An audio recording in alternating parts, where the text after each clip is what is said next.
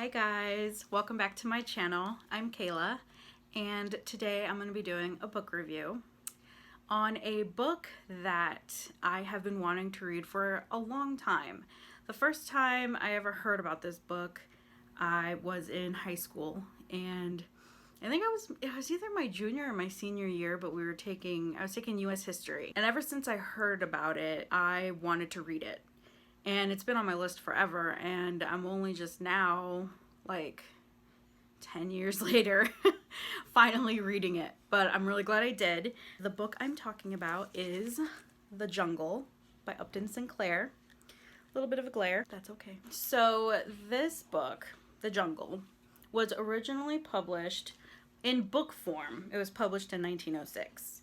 But before it was a book, it was actually serialized in a, I don't know what to call it. It's kind of like a magazine, kind of like a pamphlet. If you hear my dogs, I'm sorry, they're outside my door wrestling. It was a socialist weekly magazine thing, and it was called Appeal to Reason. And this story first came out through them, and then they finally decided to make it into a book. So that's when it was published, okay, 1906.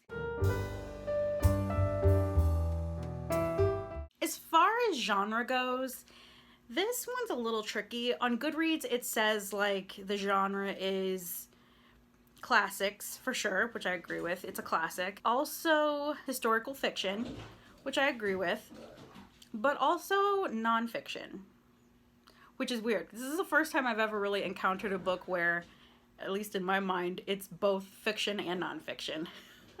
That's impossible, but not in this case, and I'll explain a little bit later why that is. So this book took me almost 1 month to read. I think down by like a day or two. 1 whole month to read this book. And it is a big book. Excuse my notes, but it's a huge book, and in total, it has 335 pages, okay? 335 pages, but also a lot of it's just this big, huge book. It's a decent sized book. I don't know if you see, and it's just lots of writing. So, to read one page takes a while. So, it's a big book, but also this is a different version, slightly different version than the original one that was published in 1906. This is the uncensored original edition. Lost for over 80 years, the complete original edition, a third longer than the censored commercial versions. So no wonder it took me so much longer. It's a third longer than what the published version was. So, okay, because I was kind of beating myself up about it a little bit. I'm like, why did this take me a month to read? Like, I was kind of like, get your shit together. But, I guess that's just how it happened. But so yeah, it took me a while to read, and there's a few reasons why. For a while, I was mostly just reading it on my lunch hour at work, which is only an hour long, and I would not read it for the entire hour. So there was that, and then as like weeks went by, I'm like, okay, I really need to read this. I really need to finish it. So I finally started like reading it at home and stuff, and I finally finished it today. And let me tell you, reading this was a struggle. Okay. It was a struggle because, oh my gosh, we'll get into it. As far as my rating for the book, it's actually lower than I thought it was going to be. I only gave this book 3 stars, 3 out of 5 stars. And that kind of surprised me because this has been something that I've always wanted to read. I knew what it was about from the beginning, and I thought, I'm really going to love this, And in some ways I did. But there was quite a bit that I didn't like about this book, which we'll get into. After everything, I could only give it 3 stars. The content was good for the most part. The way it was delivered, not so much. And then the very ending, I just wanted to pull my hair out. So it has its problems. So as far as what this book is about, I'm going to read you the summary, and that way if you've never heard of The Jungle by Upton Sinclair, you can get an idea of what it's about. This is a little blurb I kind of read online. It says, this is by the Britannica.com. It says, The Jungle by Upton Sinclair, published serially in 1905, and as a single volume book in 1906, the most famous, influential, and enduring of all muckraking novels, The Jungle was an expose of conditions in the Chicago stockyards. Because of the public response of this book, the U.S. Pure Food and Drug Act was passed in 1906, and conditions in American slaughterhouses were improved. And then on the back of this book, I'll read what it says. So it says, this is the version of The Jungle that Upton Sinclair very badly wanted to be the standard edition, not the gutted, much shorter commercial version with which we're all familiar. Unavailable for decades, this uncensored edition contains 36 chapters rather than the 31 in the expurgated edition.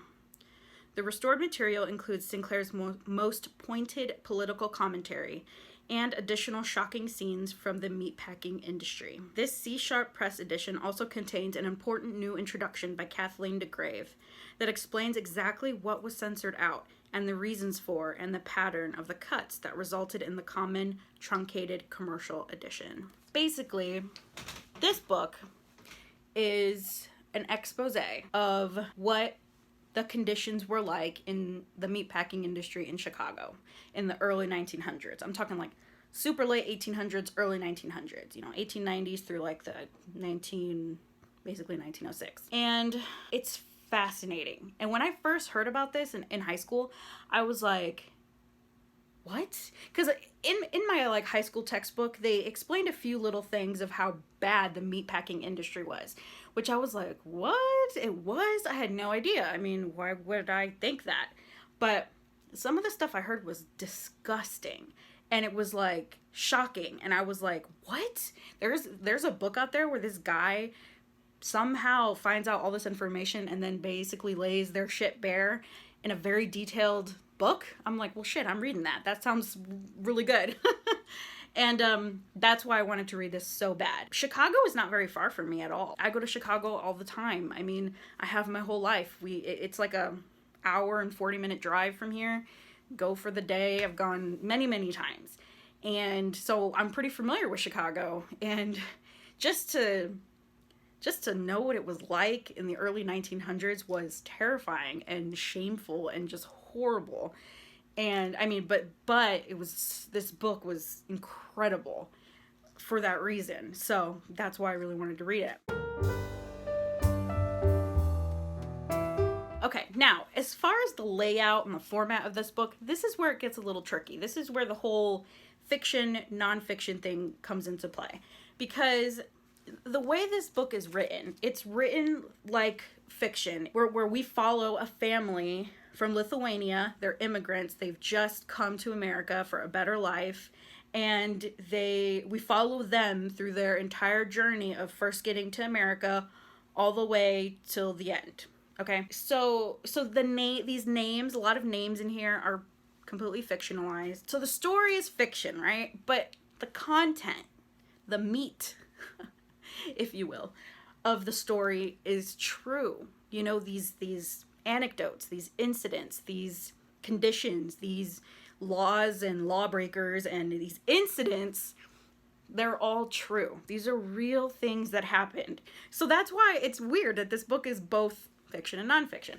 I actually think it was pretty genius of Upton Sinclair to do it that way, because I think if it was pure nonfiction, just facts thrown at you, it would be a good book, but it probably wouldn't reach everybody as much as it could when you're following one family, with so many members, and you get to know them and you get to, fall in love with them basically. And so this hits a little bit closer to your heart, And so I kind of love that he did that. I think it was a really brilliant idea. But there are a few problems with the format and the layout that I don't like.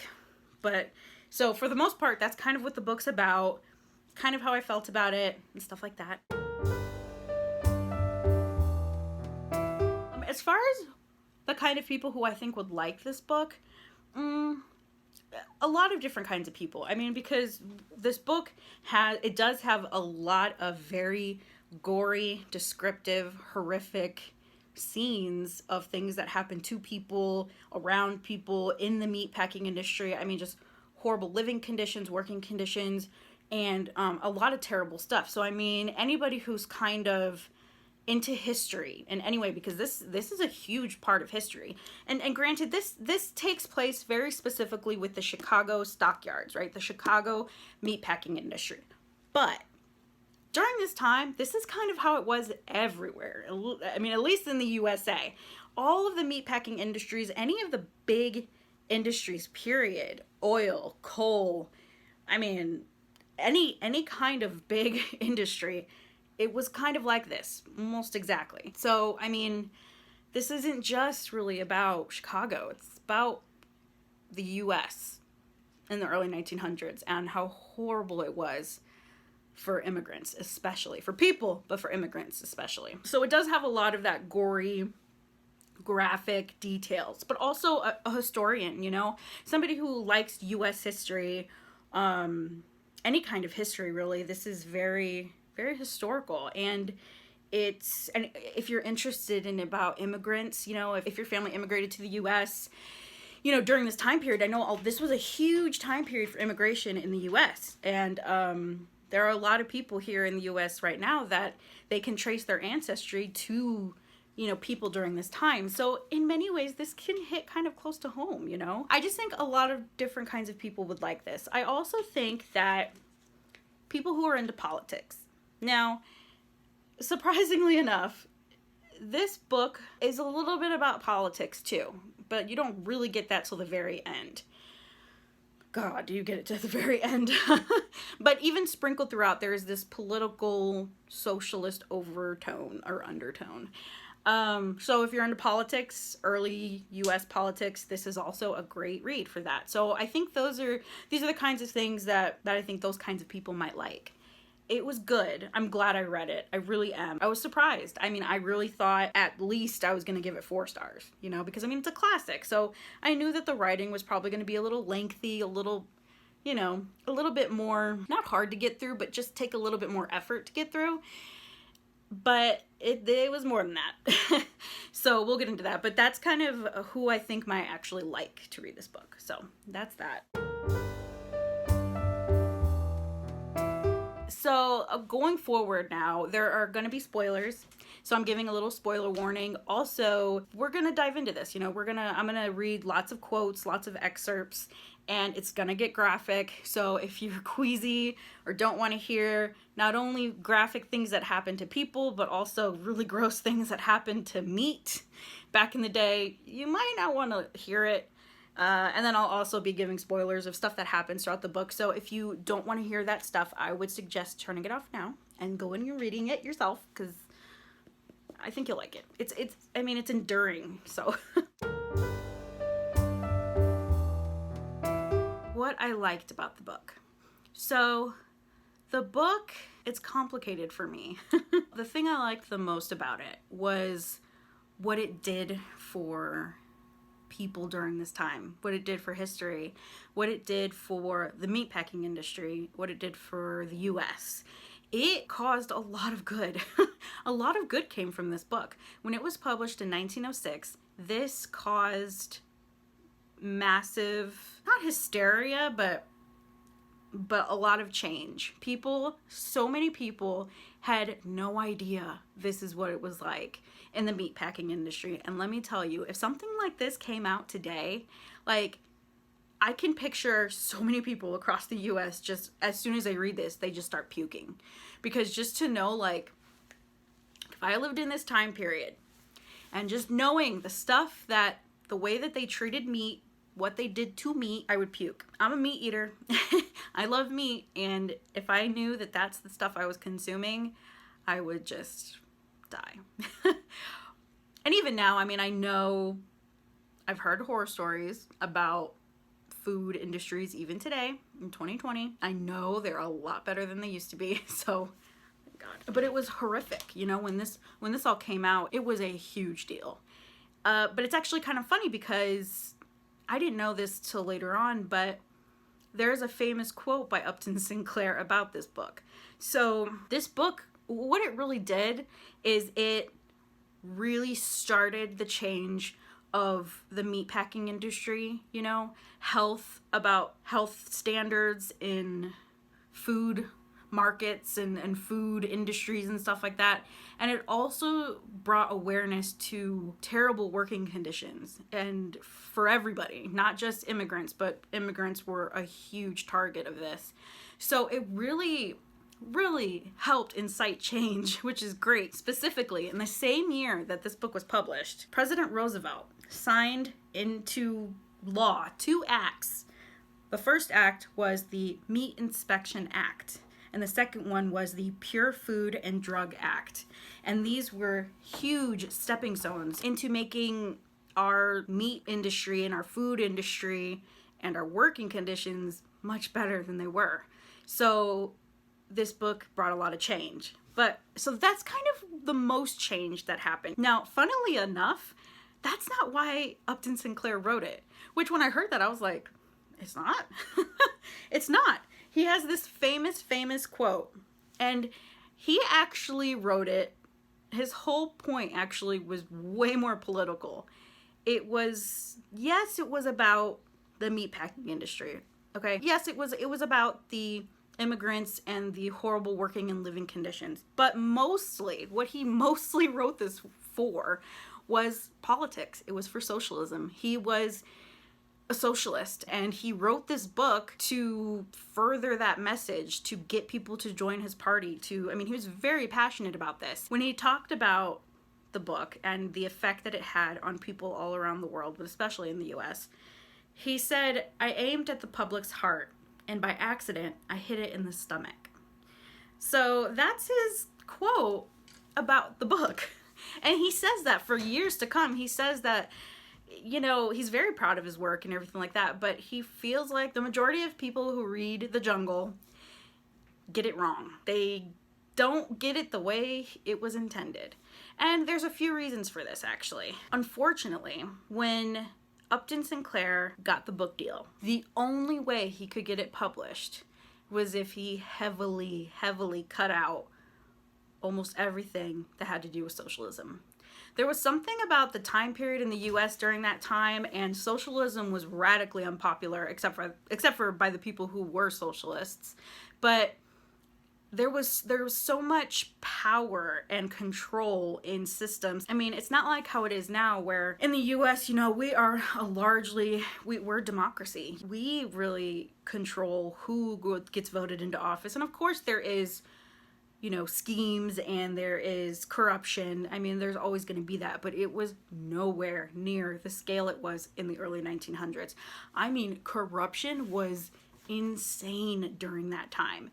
The very rich 1% had all of the power. And believe me, the working people, they had none at all. So, I mean, it was really bad. And you could even see this in Upton Sinclair trying to publish his book. They weren't happy with that. The only way that they would publish his book is if he really toned down the socialism stuff and pretty much cut it all out. So he did.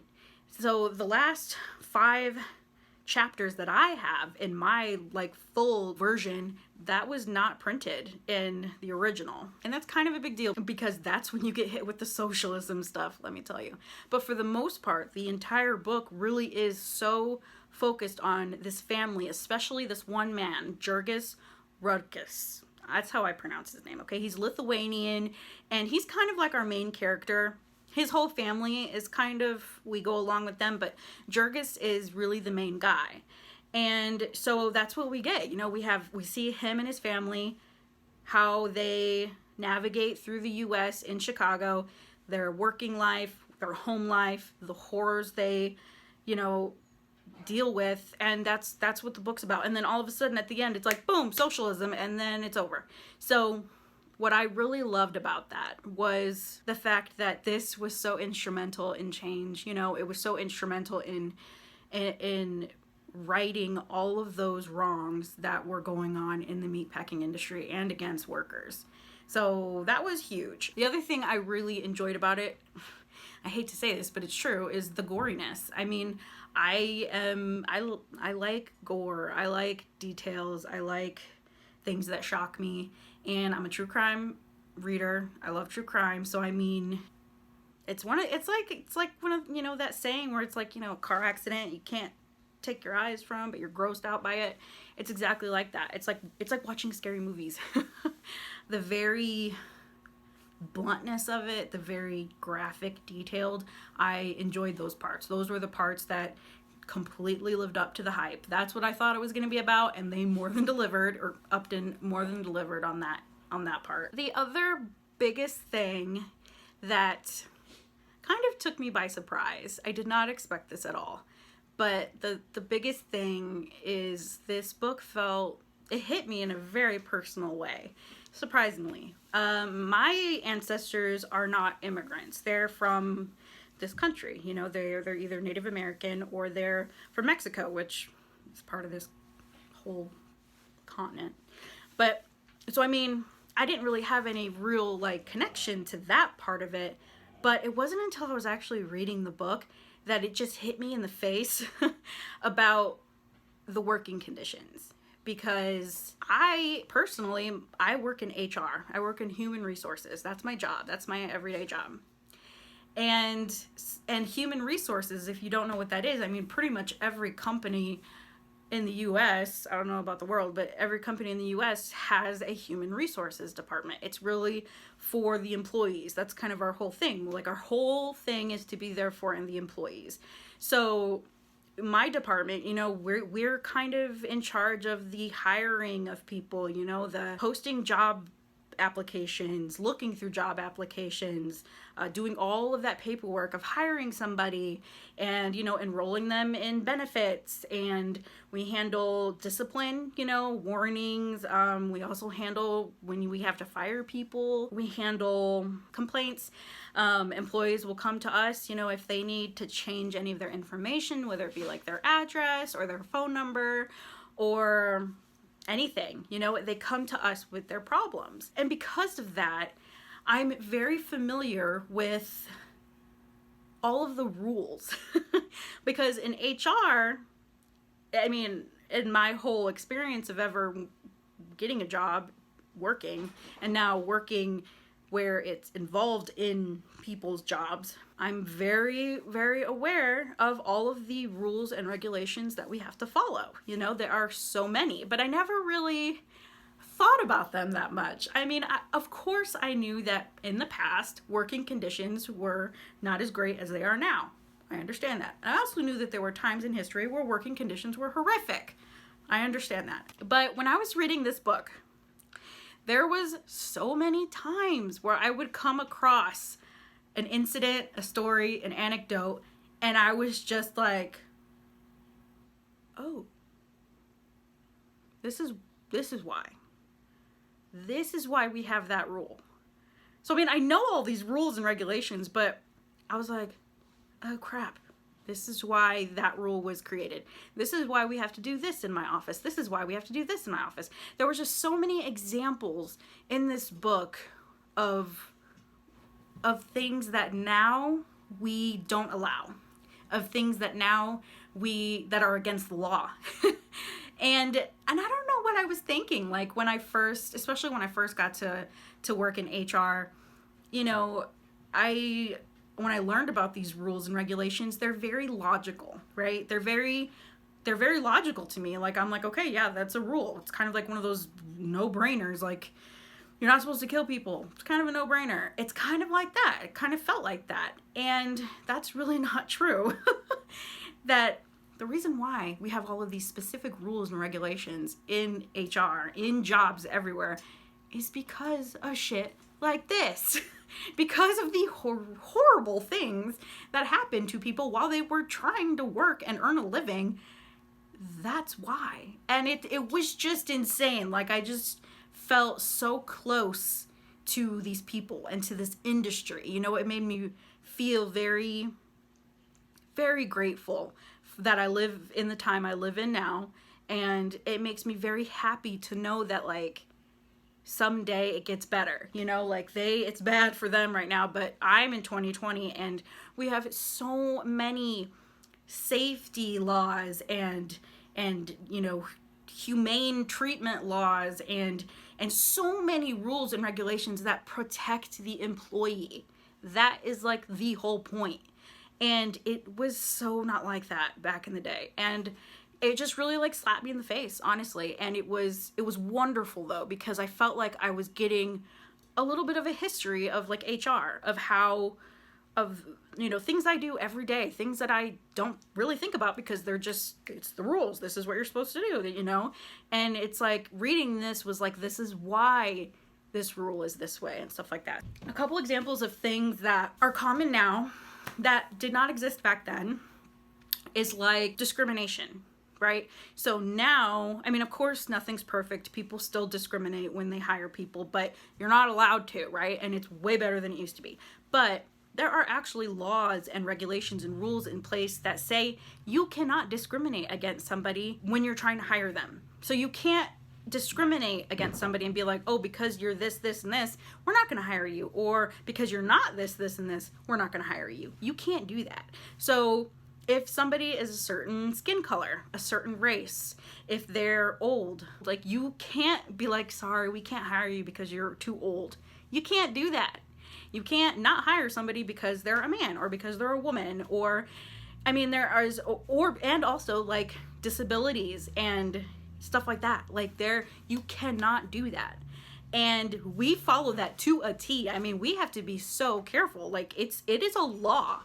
And that did not exist back then.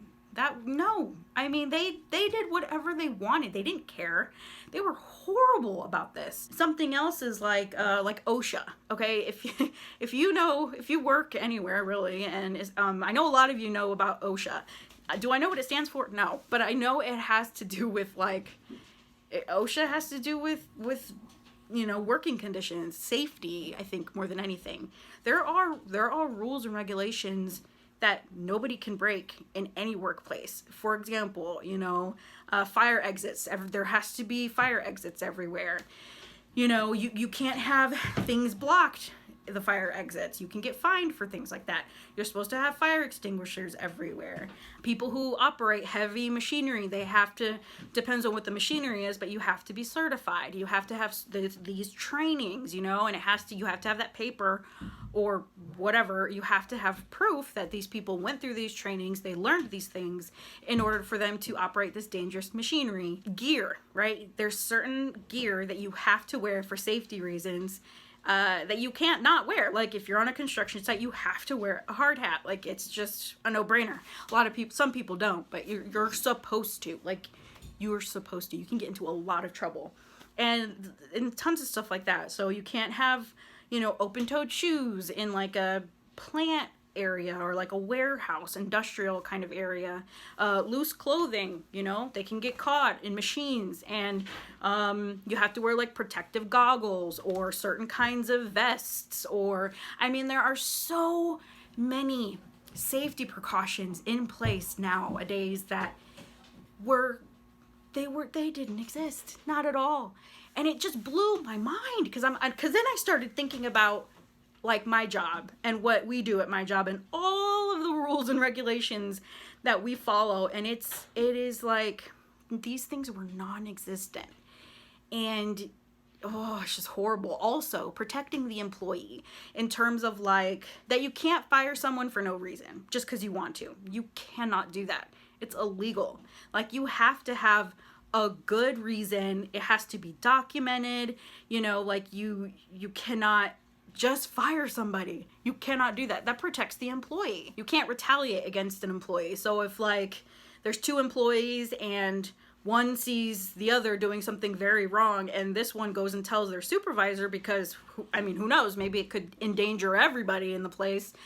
This person cannot retaliate against this person or any supervisors, managers. Like that is not going to happen. So if somebody comes to you or reports something that's not should not be happening, this employee should be protected from retaliation in any way, whether it's verbal, physical, whatever, you know. So I mean, there's so many things in place to protect our employees. And that's kind of what human resources is. Yes, we handle all of these day-to-day things, but we're kind of in charge of enforcing and making sure we keep up with these these rules, these regulations, making sure that all of these rules are being followed, making sure that we are here for our employees and that we are doing whatever we can to make it safe and make everything equal and lawful and all of that. That is what we're here for. We're here to serve the employees, okay? That did not exist in the jungle. Like, it's stuff like the jungle that created human resources, that created all of these rules and regulations that are all there to protect the employee. And it's so sad to see how bad it was. Like, it was so bad, and it's horrific. Because of that, this book kind of is really close to my heart now. Like, I don't know, I love my job, and I believe in my job, and to read this, I was like, whoa, like, it made me even more appreciative of my job and what I do, and it makes me want to do my job even better, you know? I don't know, I just feel like, I mean, for the majority of us in the world, especially, and in the US, because, you know, this all takes place in the US, we all work. For the most part, we all work. You know, there's a few of us who don't have to or don't, but for the most part, we all work, okay, in some capacity, and we all should be so grateful for this. We should all be so grateful. Like, we don't know how good we have it. And of course, there are still problems, believe me. One of the problems I still notice, like, so I'm reading this book and I'm like, oh my God, okay, we fixed this, you know, at least lawfully and for the most part in action. But one that we didn't I don't think we still haven't fixed is the fact that you can lose your job like that.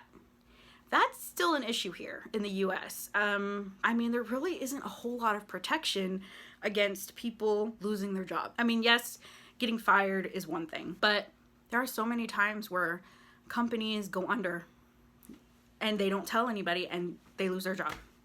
Or like this pandemic stuff, people are losing their jobs because places aren't open, you know, or, I mean, there's so many instances where you can just lose your job. You know, there's a money issue, so they completely, you know, dissolved that position. And so now that person is out of a job.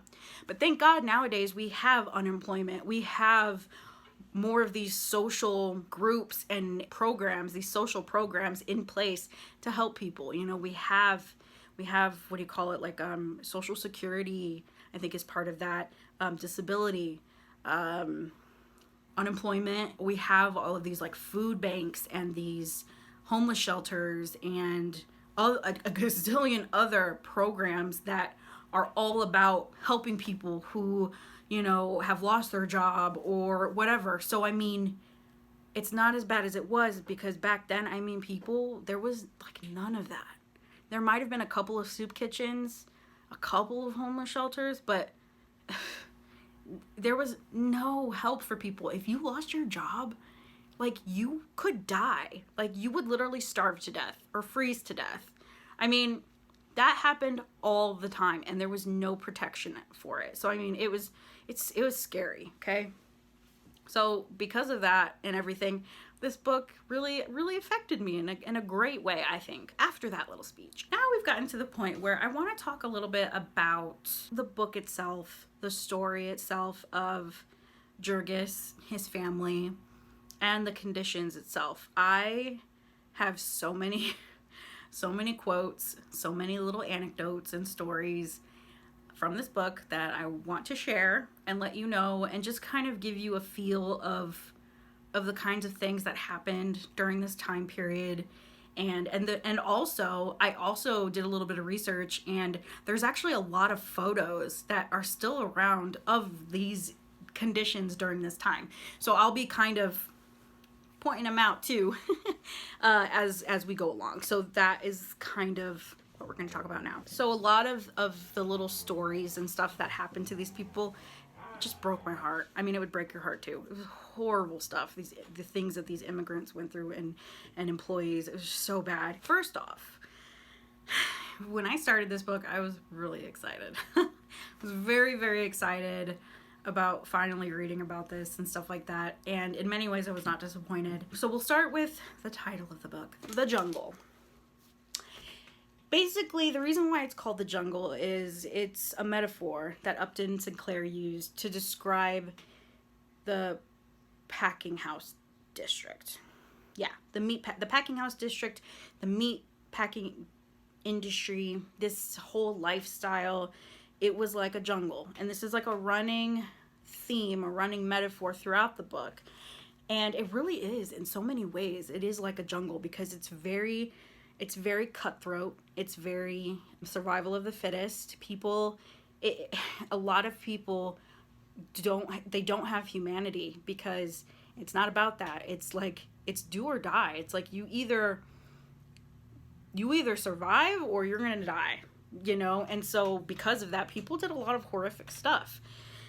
And also during this time, I mean, there was a big imbalance of workers needed and workers that they had. So, there were far more people looking for a job than there were jobs. So you have people fighting tooth and nail to get a job, to keep their job.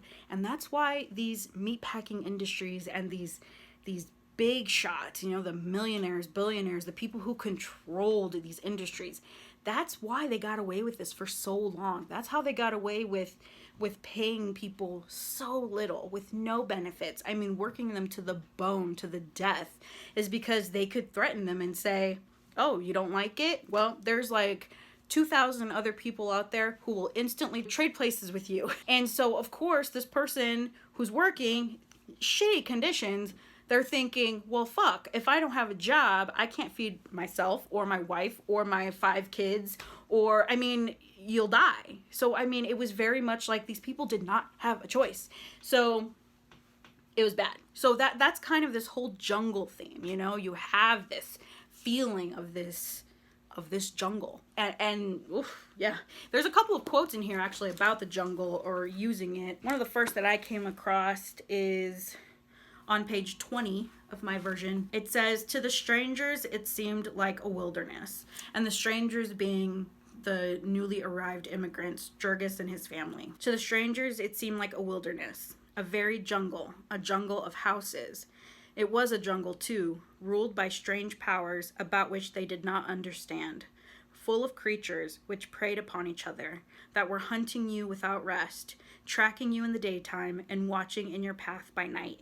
The only difference was that they sought not your lifeblood, but your money. And when you had been caught by them once or twice, you came to understand that this difference was no difference at all." In the beginning of this story, Jurgis comes to America from Lithuania with his wife, Ona.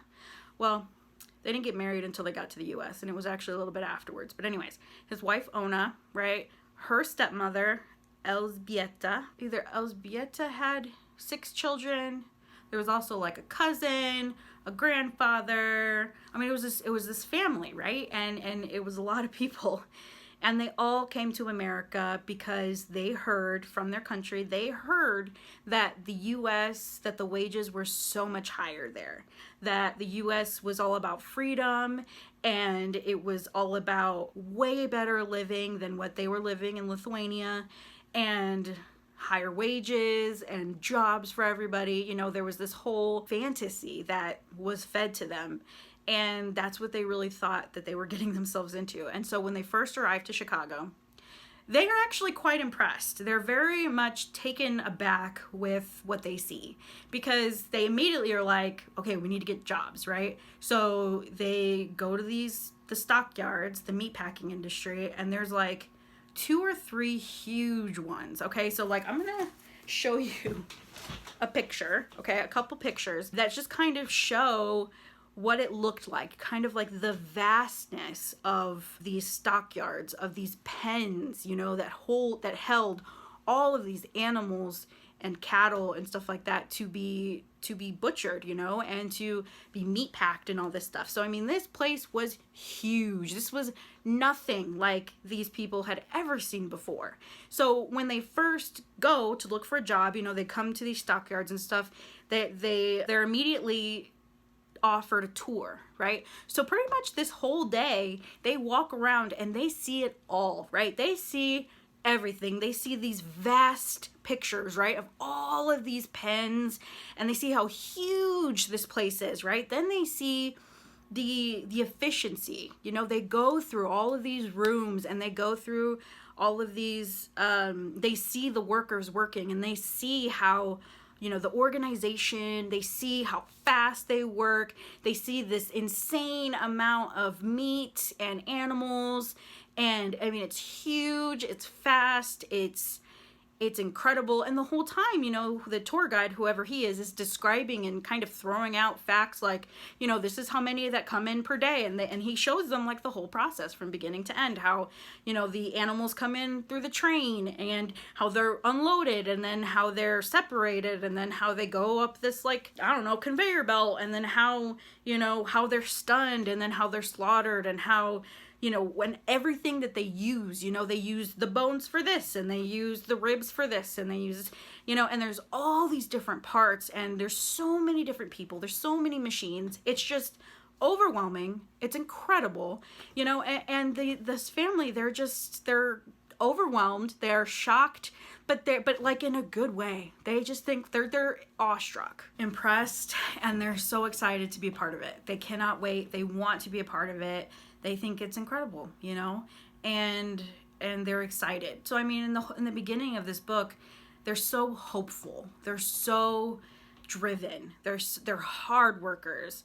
And something that really surprised me too is how careful they are, how wary, how very skeptical they are. For some reason, I kind of always pictured these immigrants as, I mean, yes, they're naive and yes, they're ignorant, because I mean, they're coming to a whole new country, a whole new culture they know nothing about. And I thought that they'd be a little bit more trusting, a little bit more not careful. And that's not the case with this family. I mean, there were so many instances where they were trying to be so careful and trying to be smart, but it just didn't help them in the end, you know? So that was kind of surprising. Everybody during this time period, all in Chicago, they were liars, thieves. They had no morals. They didn't care that they were lying to people. They didn't care that they were tricking people. It was all money. It was all about money and making sure that they keep their job, making sure that they make the most money possible. They would trick people. They would mislead people and lie to people, and it was just horrible. There's a good quote in here about an advertisement for a home that kind of really shows you how these immigrants were tricked and how they were taken advantage of. So there was an advertisement in the very beginning about owning your own house, and basically there's a lot of details and stuff, but basically it's a scam, it's a trick, and they fall for it, and it's a damn shame. But I mean, a million of these kinds of scams happened all the time. So this is kind of like a description of the advertisement that they saw and the idea that they could own their own home. Okay, so it says, he brought out the placard, which was quite a work of art.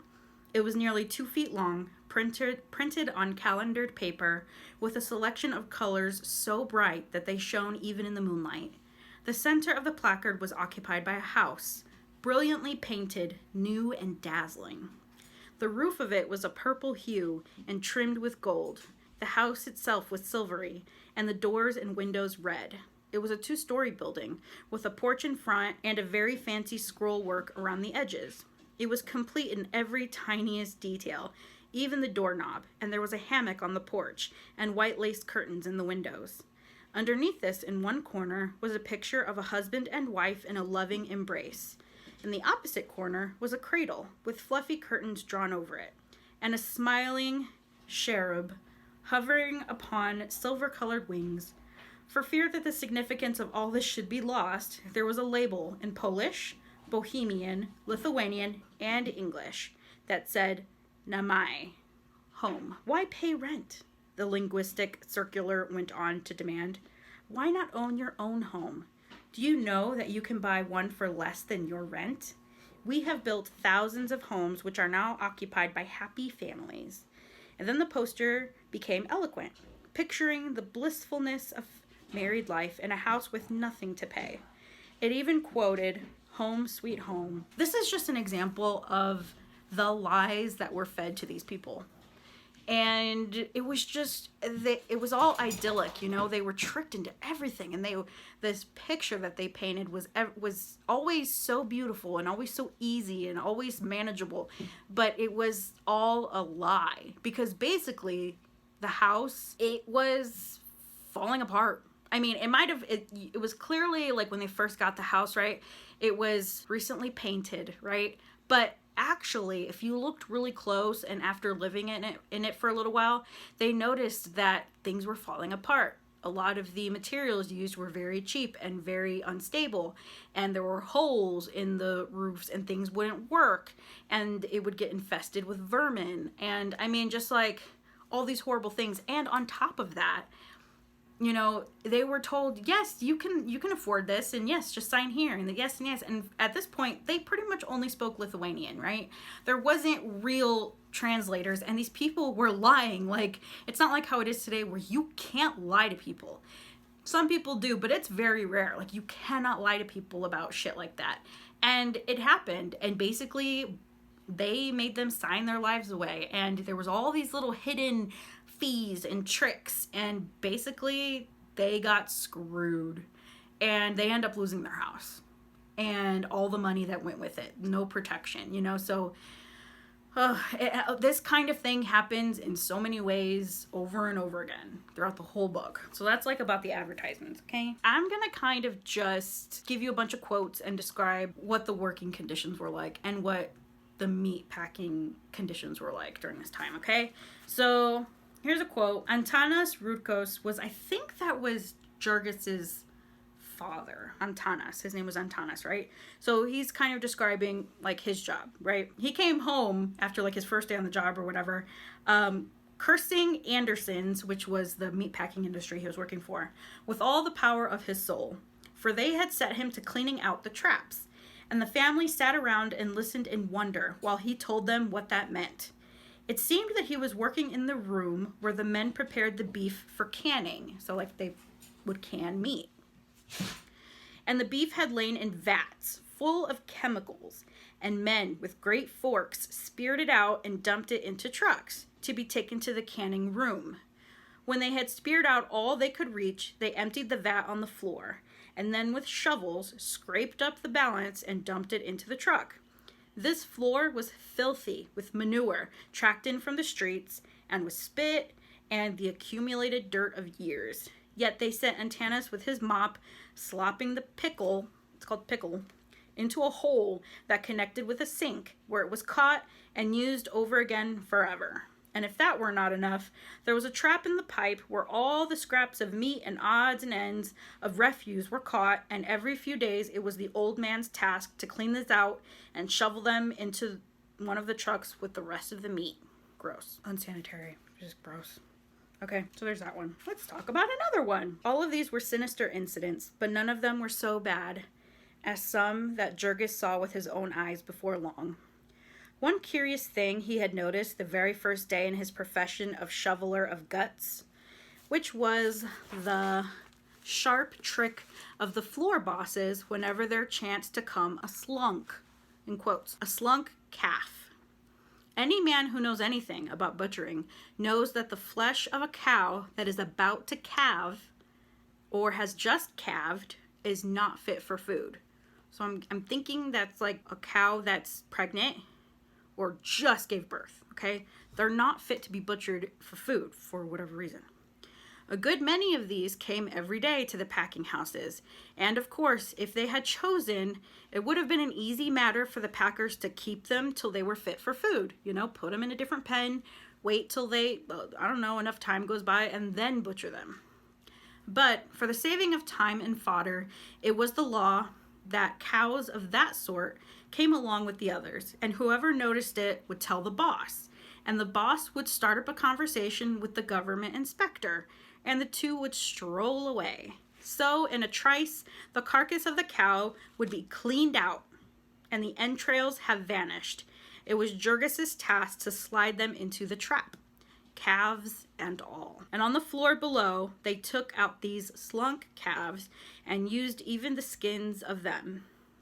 Sometimes when they were cut out, the calves would stand up and start to walk away, and have to be butchered all over. Sickening. Yet this was a minor matter compared with what came after 2 or 3 weeks.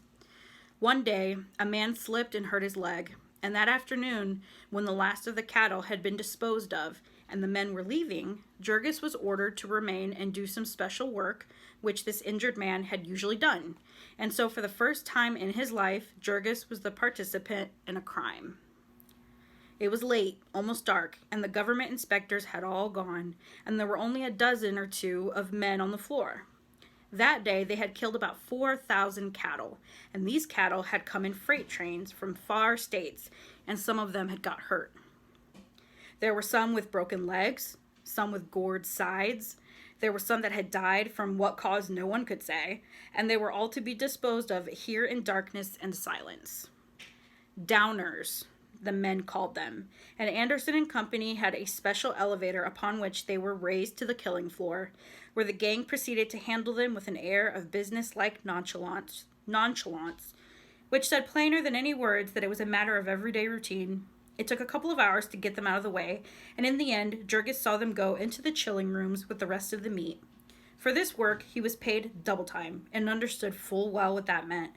When he came home that night, he was in a very somber mood, having begun to see at last how those might be right who had laughed at him for his faith in the Packers and in America, telling him that he was in the employ not of honest merchants, but of knaves and public enemies. Disgusting and horrible and against the law.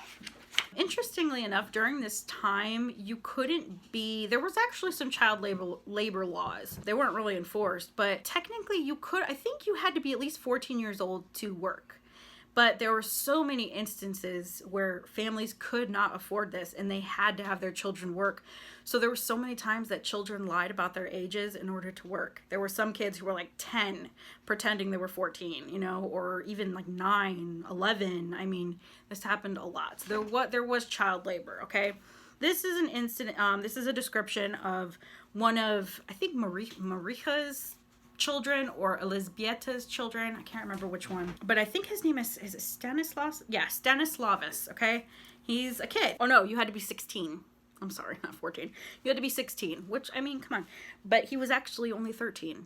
And so he lied and said he was 16. So Stanislaus, okay? This is a quote about his first job. Like all the rest of them, he was to learn by experience. Hour after hour, day after day, year after year, it was fated that he should stand upon a certain square foot of floor from 7 in the morning until noon, and again from 1 o'clock till 6, making never a motion and thinking never a thought save for the settling of lard cans. In summer, the stench of the warm lard would be nauseating, and in winter, the cans would all but freeze to his naked little fingers in the unheated cellar. Half the year, it would be dark as night when he went into work, and dark as night again when he came out, and so he would never know what the sun looked like on weekdays. And for this, at the end of the week, he would carry home $3 to his family, being his pay at the rate of 5 cents per hour, and as it happened, just about exactly his proper share of the total earnings of the 1.75 million of children under 15 years of age who are now engaged in earning their livings in this glorious land of freedom. That's another thing. Kids, because you were a kid, you got paid a whole lot less. So there wasn't even like equal fair wages. Not that there was for anybody, but I really like this quote. This was a quote about the Packers specifically, right? The great advantage that the Packers enjoy in these things is that they are so big that people will not believe that they can be dishonest. They are a national institution, and it is absurd to suppose that they would stoop to things like this. And all the time, the fact is that it is exactly by stooping to things like this that they have become big. And then the foolish people keep talking about the risk, as if there were risk in doing anything at all in Chicago unless you are poor. They talk about the loss to their reputation, and so on, as if the Packers had any more need of reputation than a highwayman who knocks you out with a club. The men used to laugh at all this, understanding it to the full. They had no end of it, with visitors wandering about the place questioning them. From the room where they kill the hogs in each of the plants go daily a certain number of carcasses marked with red tags, U.S. condemned. These hogs have been found to be tuberculous. They have tuberculosis, which means that the flesh had ptomaines in it. Ptomaines. I'm guessing it's some kind of germ or something. These ptomaines are deadly poisons, and not germs which cooking can kill, but poisons which will remain and be fatal no matter what may be done to the meat. The government requires that these carcasses be tanked. That is, they have to be destroyed and turned into fertilizer. And it has stringent regulations as to exactly how it shall be done. So in many instances, there were laws in place, but they were not enforced at all. The tanks are to be sealed at the bottom by a government employee, and the seals may not be removed till certain things have been done to destroy the meat. And with these laws before them, the men found it quite impossible to convince any inquirer that these tanks were ever kept open, and the condemned meat that was thrown in at the top, taken out at the bottom, and made into sausage. Yet Jurgis met man after man who has seen this done with his own eyes, and some who had even helped to do it. Oh God, this one's so gross. Okay, this is another one. Next page, okay, the very next page. 89, in case you want to know. It seemed that they must have agencies all over the country to hunt old and crippled and diseased cattle to be canned. On the prairies nearby, for instance, were hundreds of farms which supplied the city with milk, and all the cows that developed lumpy jaw or fell sick or dried up of old age, they kept them till they had a carload, which was 20, and then shipped them to this place to be canned. Here came also cattle which also had been fed on whiskey malt, the refuse of the breweries, and had become what the men called steerly, which means covered with boils that were full of matter, as in pus and everything else. It was a nasty job killing these, for when you plunged your knife into them, they would burst and splash foul-smelling stuff into your face. And when a man's sleeves were smeared with blood and his hands steeped in it, how was he ever to wipe his face or to clear his eyes so that he could see? It was enough to make anybody sick. To think that people had to eat such meat as this. So gross. But they must be eating it, for the canners were going on preparing it year after year. There must be a big graft in this too for the government inspectors. All they ever did was to cut out any part of the carcass that was green and yellow and then pass the rest. No doubt it was stuff such as this that made the embalmed beef that had killed several times as many United States soldiers as all the bullets of the Spaniards. Only the army beef, besides, was not fresh canned. It was old stuff that had been lying for years in the cellars. And Jurgis's informant added that the old scoundrel who had been Secretary of War and gotten that graft was now an honorable senator in Washington.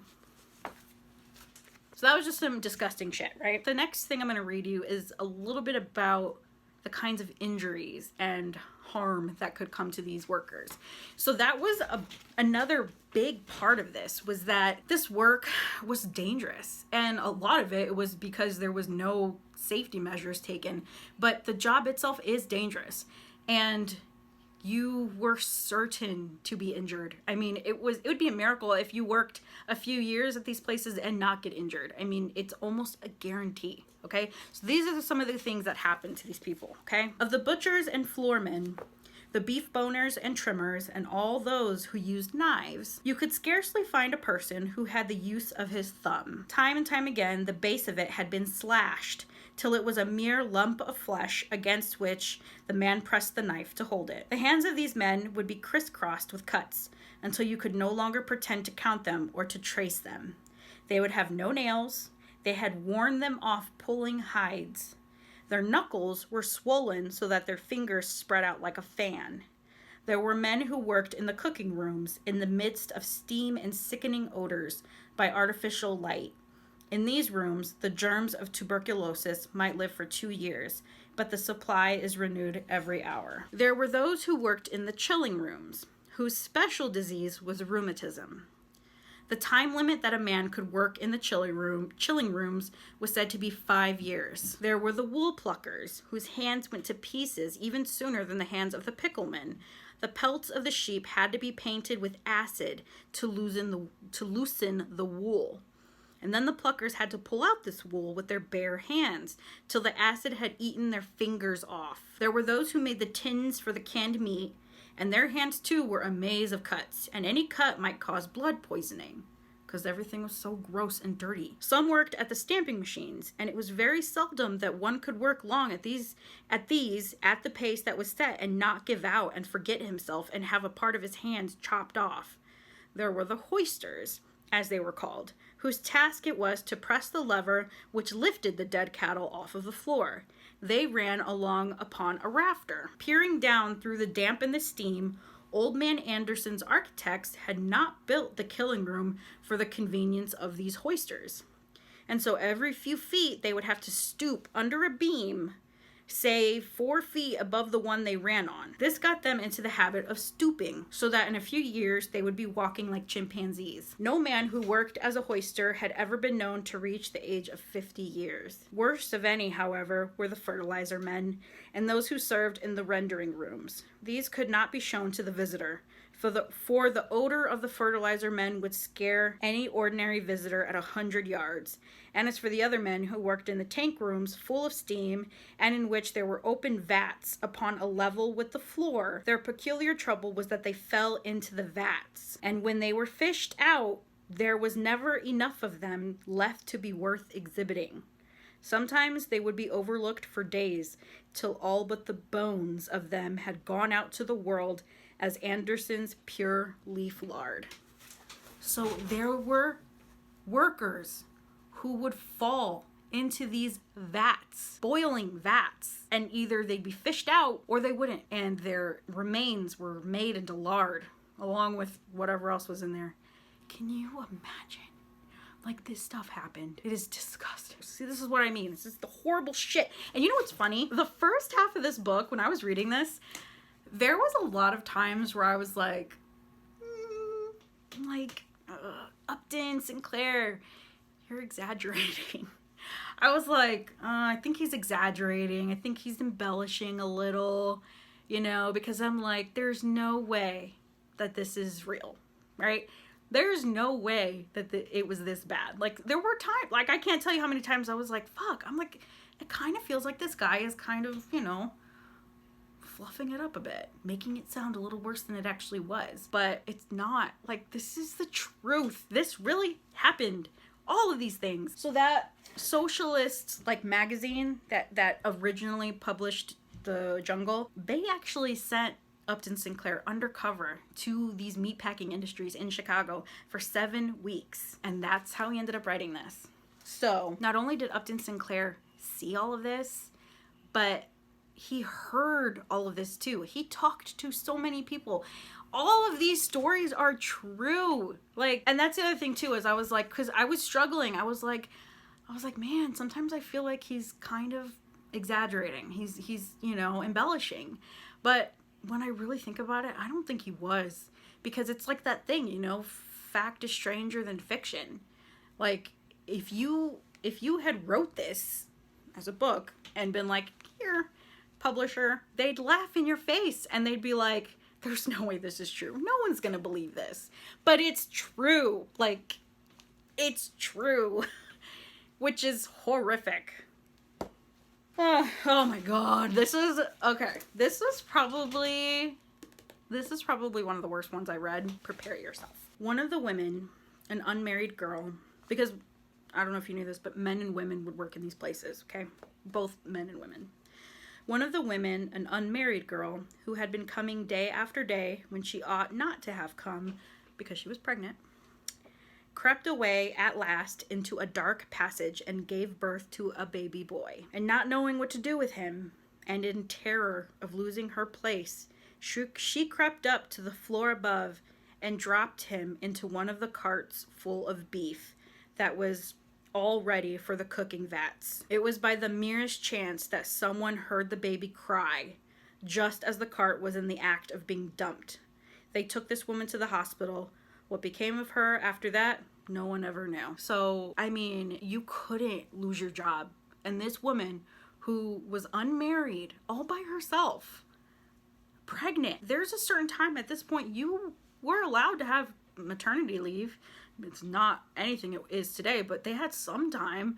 But she was so scared to lose her place and end up starving to death that she actually gave birth at work by herself and was so scared to leave and didn't know what to do that she put her baby in a cart full of beef to be dumped into a vat of boiling water to be cooked. I mean, can you imagine what it takes to make that choice?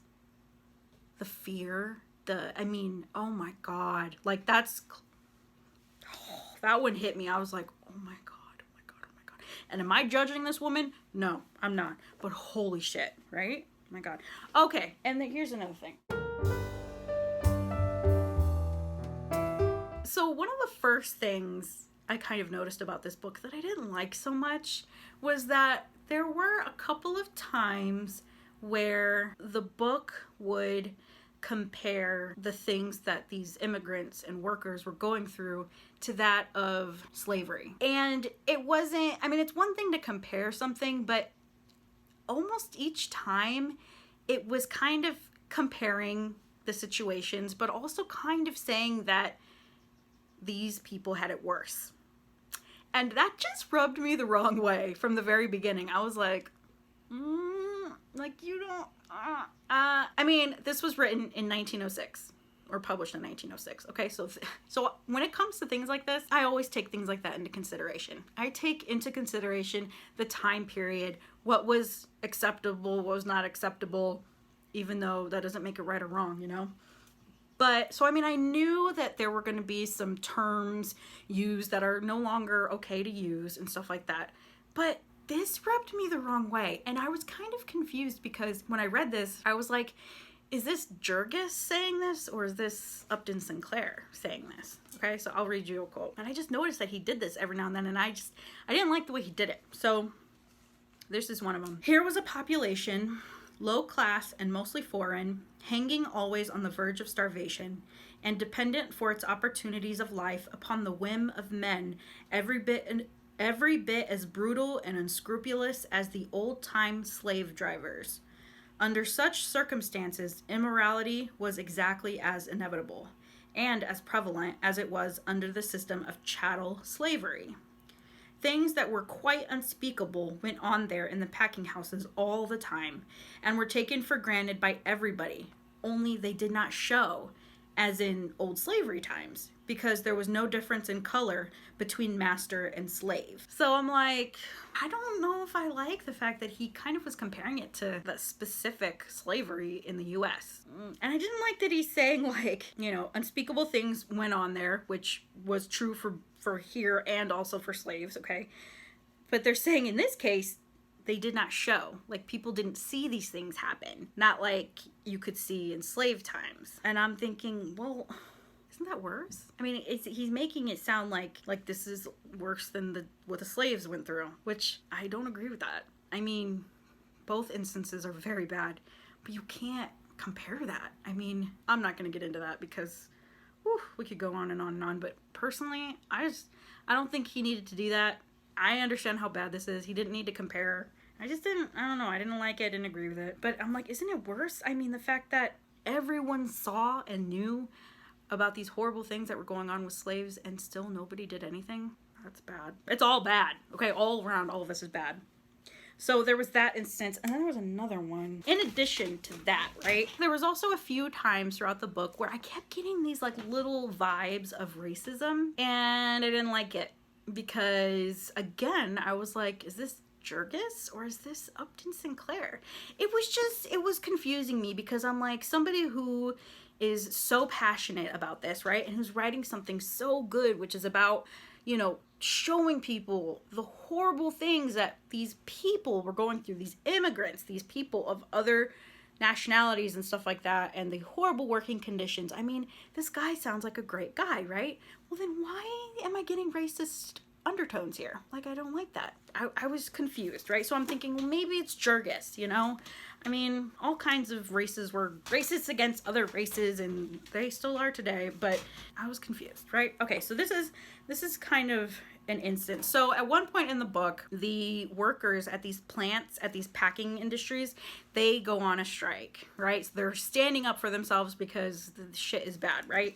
Well, the packers, the big guys, right, who ran these places, they were assholes. And instead of actually giving in to their workers and listening to their workers and actually making conditions better, they were just stubborn and was determined not to let them win. And so what they did is they got as many workers as they could, but it wasn't enough. So they ended up shipping from like the South and stuff, all of these black people up to the North to work in their stockyards, right? This is how it was described at one point. And I just don't like the way these black people are described. It's just, it feels racist. Okay, so they're talking about after work what these people would do, right? These new workers. So it said that like men and women, young white girls from the country, rubbing elbows with big buck Negroes with daggers in their boots, while rows of woolly heads peered down from every window of the surrounding factories. The ancestors of these black people had been savages in Africa, and since then they had been chattel slaves, or held down by a community ruled by the traditions of slavery. Now, for the first time, they were free, free to gratify every passion, free to wreck themselves. They were wanted to break a strike, and when it was broken, they would be shipped away, and their present masters would never see them again. So I have a few issues with this. Okay, big buck Negroes, racist stereotype. Okay, woolly heads, rows of woolly heads, racist stereotype. The ancestors of these black people had been savages in Africa. Savages? Really? Racist. They were free to gratify every passion, free to wreck themselves. They're just painting them in like a horrible light. And then this one, oh my God. Their present masters would never see them again. Masters. Not once in this whole book do these employees, these working men, ever refer to their bosses as masters. They refer to them as bosses, as the floormen, as the, I don't know, there's all these different words, but I feel like this is why now masters? Like, that is such a slavery word. Like, I hated that. Like, I was just like, ugh. And I don't know if I'm reading too much into this, but it just feels wrong. It feels racist. That's all I'm saying, okay? And I don't like it. There are a gazillion more stories that are horrible, right? But I think you get the gist, right?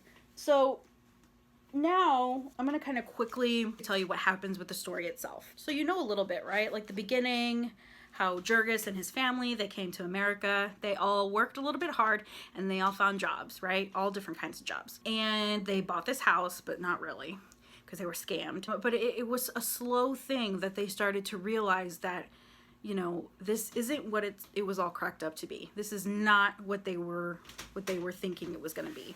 And it's so sad because like the first half of the book, they have so much hope. They have so many dreams and they're such hard workers, and they come across so many obstacles that they overcome. You know, losing jobs, getting hurt, having babies, people dying, just all kinds of horrible stuff. The winters were so dangerous. I mean, the conditions were just bad all around. Little by little, you know, their happiness, their hope, their dreams, their humanity was being chipped away. They were turning into zombies, you know, because they would work 12, 16-hour days every day, barely any breaks, at like a back-breaking pace. So many accidents, so many cuts, so many injuries, you know, and if you have an injury, you're done. Like, your job might keep your place for you for a little bit, but it's not guaranteed at all. And you can starve. And a lot of times they were starving. They barely had enough to eat. They barely had enough money to pay their bills. You know, it was really bad. So things slowly got worse and worse and worse. But I'd say about a year after they first got to America, then Jurgis and Ona finally got married. And then they eventually had a kid. His name was Antanas. little antanas, because I think he named him after his dad. And there was some happy times, but things just kept getting worse and worse and worse. And then things really got bad. So at one point, Ona started acting weird, Jurgis's wife, and she kept not coming home from work. And it was weird. And she was like, oh, I'm so sorry. You know, the snow was so bad and the public transportation thing stopped running and I had to stay at a friend's house. And there was just a few times where weird things were happening. And then finally he goes to look for her again at another time. And when he looks for her where she's supposed to be at work, she's not there. And he kind of questions, I think, some of her coworkers or whatever.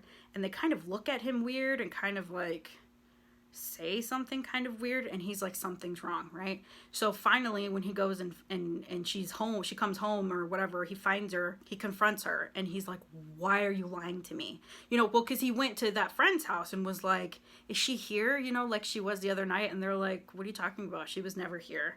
And that's when he realized she lied to him, you know, and he's like freaking out because he's like, she's never lied to me before, this and that, right?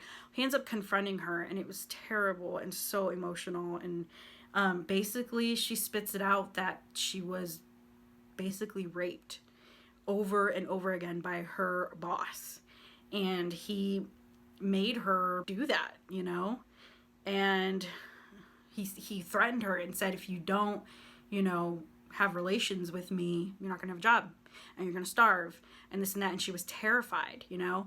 And around this time she became pregnant again, and some people think that the baby was her boss's, and some people think it was Jurgis's. I thought it was Jurgis's, but honestly, we really have no way to know. I don't think they really specified in the book whose baby it belonged to, but she got pregnant, right? So she finally has to admit this to him, and it's horrible because she is so ashamed. She feels so bad, and it's so sad because he is just broken. Like it breaks him in a big way because he loved her so much, right? And he took care of her in such a good way, and he loses it, right? Like, it just kills him that she went through this. And he goes after him, and he finds him, and he tries to kill him, and he almost does.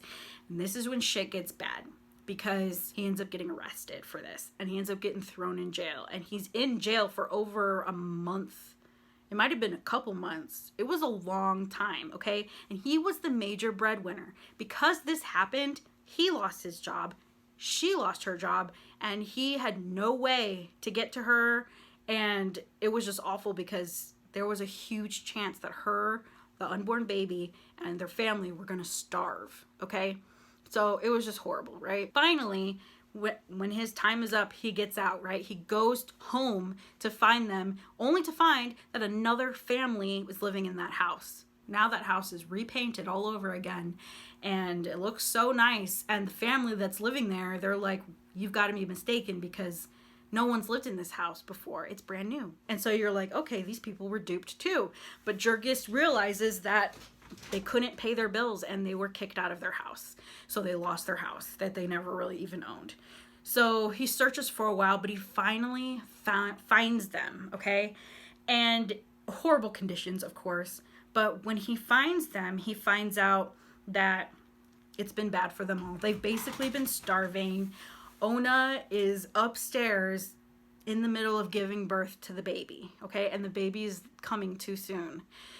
So, oh my God, poor Jurgis, he is losing it, right? And he tries to be there for her, but the ladies are like, you shouldn't be here and this and that. So he sees her for a little bit at one point or something, but she's so emaciated, so sick, so like worn out.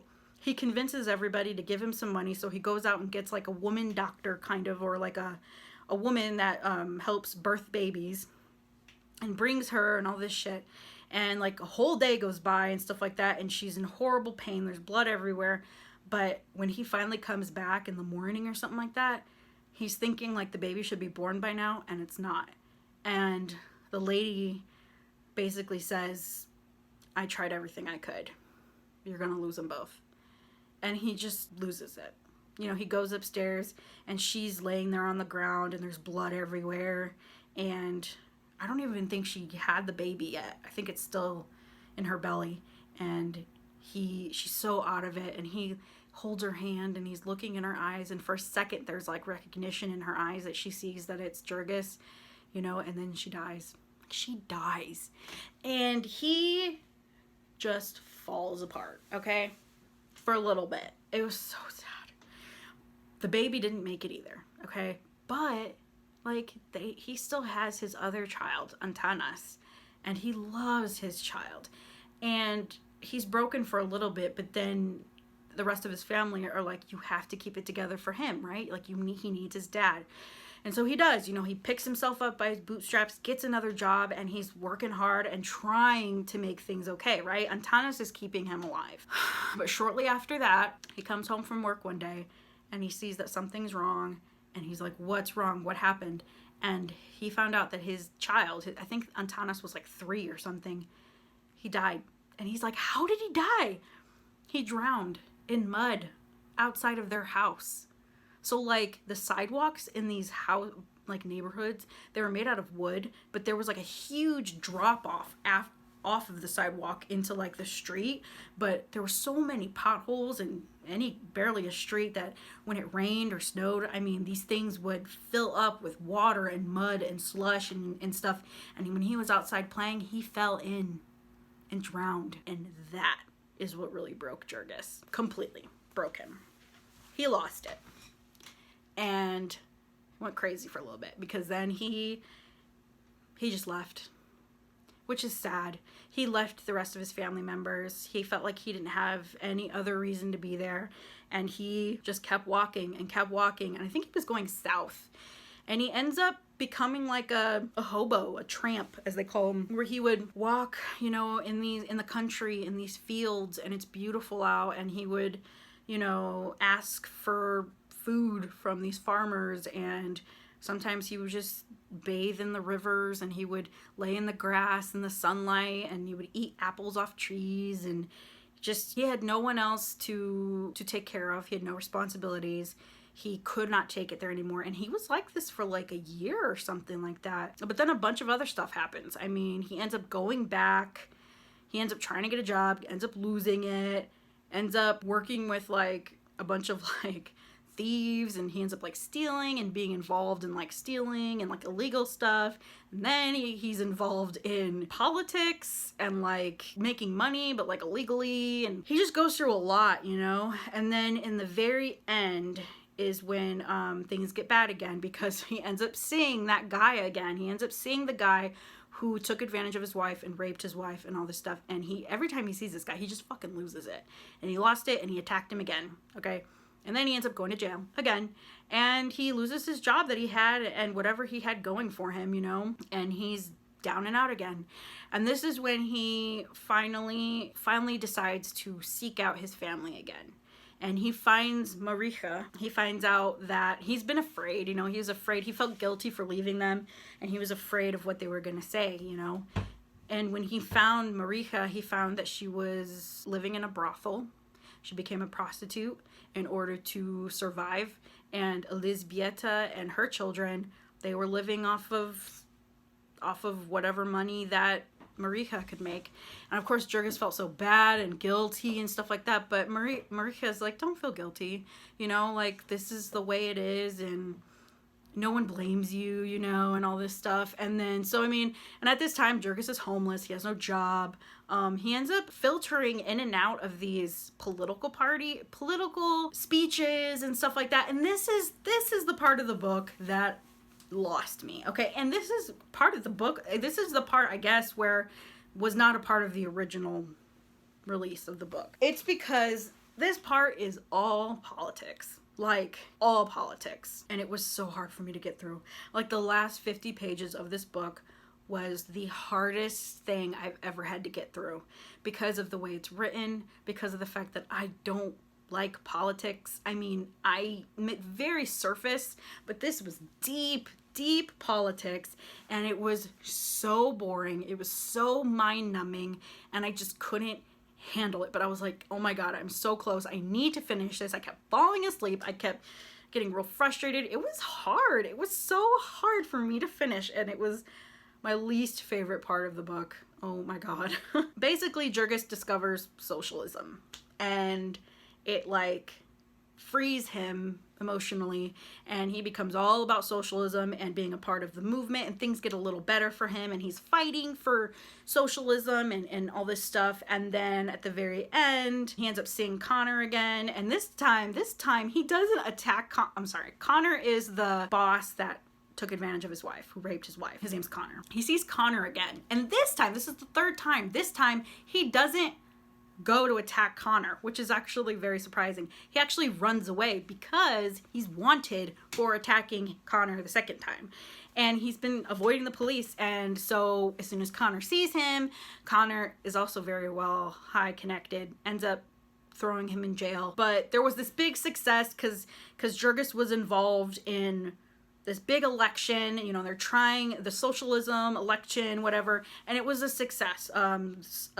Socialists were elected, and working people actually voted without corrupt voting, and it was this big wonderful thing, right? So like that's how the book ends. It ends with socialism being like good and coming out on top, and then the very end, poor Jurgis, it says, all of which was at 1 o'clock on the morning of the day after election, and at 1 o'clock of the afternoon of the same day, Jurgis was handcuffed to a detective and on his way to serve a 2-year sentence in state's prison for assault with intent to kill. The end. That's how it ends. My version, the real version. How the original one ends, I'm not sure. But, so it doesn't end that well for Jurgis, but I mean, that's, and I kind of get why they took it out. I mean, the ending was just horrible to me. I am not a politics person. It was hard for me to get through. Oh my God. But that was the end of it, you know? So that's the part that they didn't want released. So that kind of brings me to what I didn't like about the book, okay? So far, you kind of have an idea of the things I didn't like about the book, okay? But there are more. So the politics, right? The writing style. Now, we can get specific about the writing style. So the actual writing style of this book, this played a big part in why I gave it 3 stars instead of like 4 or 5. Oh my God, the writing style was so not good, in my opinion, because paragraphs and sentences would go on and on and on. I mean, so like as a reader, that is so hard to read. It's just too much. It's overwhelming. It's hard to focus. The book is also extremely wordy. There are so many wordiness. And there's like things are repeated over and over and over again. And there's so much that could have been cut, so much that could have been condensed, that could have been fine and had a same kind of impact. But hearing like the same thing over and over and over and over again, I was just mind numbing, you know?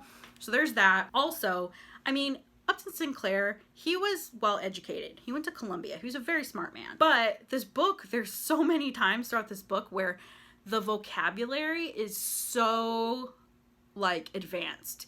And I mean, a lot of times with vocabulary, even if it's a word you don't know, you can kind of get a feel of what it means based on the context, right? Whatever's around that word, however it's being used in that sentence, you can kind of get an idea of what it means, right? You really don't get that in this book. There are words I have never heard of, and I'm like, what? I don't even know what this means. So his vocabulary was, it was just, it was very, very wordy. I didn't like that. So physically, it was very hard to read. And another thing that I really hated was the fact that this book was written like historical fiction, okay? So there is dialogue, there's a plot, there's things going on, there are characters, but it's not written like that because there's barely any quotable dialogue. A lot of times the book is it's just in one big old solid paragraph. It'll be like, it'll describe a conversation, but it'll just describe it instead of us actually seeing it. Like, she said this, he said this, then she said this, and then he said this, and you can like in real time see this conversation happening. That doesn't happen that very often. There are so many times where it's just explained in the paragraph. And again, that's so hard to get into. That was another thing that's another reason why this book took me a month to read, is because there was a lot of parts of it that were very interesting, you know? And yes, I was invested in these characters, but it also made it very difficult to keep reading. You know, the way it's written, the long, you know, wordiness, the way it's written, the format, it just made it very, very hard to get into and very hard to finish reading. It was a struggle, but I'm glad I finished it. I really am. It was just hard. Oh, and also he used way too many exclamation points, like way too many. That's a big no-no nowadays for writing. Oh my God, he used it an obscene amount, and it could have done without them all, and it still would have been impactful. That was irritating. The racist undertones, the fact, I mean, there was even some about Jewish stuff, you know, I didn't like that. That's pretty much what I didn't like about the book. So the last thing I'm going to talk about is a little bit about the author. And I didn't really know anything about him until after I finished reading the book. So after I finished reading the book, I wanted to do a little bit of research and just kind of get a feel for who Upton Sinclair was, right? And I was a little bit surprised to find out some stuff that made sense and also stuff that was disappointing. So one of the first things is that he was an only child, and he grew up actually in a very poor family. He grew up very poor. So he definitely has this kind of like firsthand knowledge and understanding of what it's like to be poor. So that gives a lot more credibility to, you know, that part of his writing. Interestingly enough, though, his mother came from a very wealthy family. His mom's side of the family, super wealthy. And so there was a lot of times throughout his childhood where he was, you know, in that lifestyle, you know, whether it was staying with them for a little bit, visiting, holidays. So he also knew what it was like to be extremely wealthy, you know? So he was very aware from a very young age of this juxtaposition of, you know, mass great wealth and really terrible poverty. So I think he even said that he thinks that's why he was so interested in socialism, which I thought was kind of cool. I was like, okay, cool. Like, this gives even more credibility to his writing. He was also really smart. He graduated from some kind of college when he was 18, and I think he ended up graduating from Columbia in 2 years. A really, really smart guy, right? And he was always writing. And even after this book was very, very popular and stuff like that. So after this book was written, he actually ended up writing like 90 novels in total. And a lot of his other novels were similar to this, where they were, you know, all about uncovering, you know, injustices in the world. So I think there's a book where he writes about kind of like, you know, the bad parts of like the coal mining industry and like the oil industry and just stuff like that, you know, very like very human, good social things, you know, like that are good things. But I was actually pretty disappointed to find out that he actually was kind of racist. I was listening to a podcast, and this guy said, and I saw some of this online when I did my own research, that weirdly enough, when this book came out and it was so popular and all this stuff, Upton Sinclair ended up using the proceeds from this book to create a commune. So he like created this like community of a lot of like artists, writers, and stuff like that. And they like lived together, and it was all about like living together, isolated, I think, but like trying to be self-sufficient and stuff like that. But he had these rules where like no Jewish people were allowed. It had to be all white. They couldn't even be like all different religions. It had to be like all the same religion or something like that. So that was really disappointing, you know, and there were other instances that kind of, so when I heard that, I was like, okay, so I'm really not surprised that there are racist undertones in his writing and stuff like that, which is a shame because, you know, you have this guy who is writing this amazing thing that does amazing things in the world, and it's about showing the struggle and hardships of these people, these immigrants, you know, and these injustices, but yet you're racist against Black people and Jewish people, and I didn't like that, you know? So, I mean, and that happens sometimes. Like, the first time I found out that Helen Keller was anti-Semitic, she didn't like Jewish people either. It was like, ugh, you know, a lot of these people, they are products of their time, you know? And it sucks, you know, because sometimes they do a lot of good and they're good role models, but nobody's perfect, right? They're human. And during that time, it was a whole lot more racist than it is now. Well, it's plenty racist now too, but you know, so it's just a shame. So that's kind of like the little bit I found out about Upton Sinclair that kind of pertained to the book and stuff. So yeah, that is The Jungle by Upton Sinclair. Holy cow, this was a long one, and I knew it was gonna be because this had a lot to say. I had a lot to say. There was a lot going on. So yeah, that's The Jungle by Upton Sinclair. Again, I'm very glad I read it. It taught me a lot about myself, about my own feelings with my job and the working class, you know, and the struggles and stuff like that. So it was something that I don't usually read about.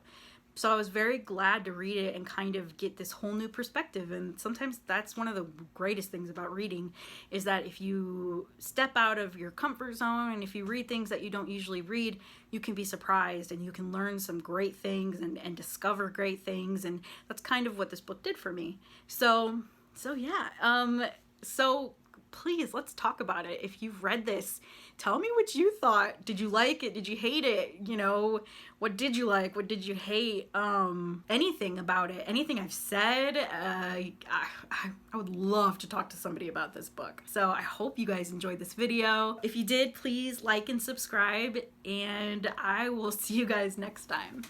Bye.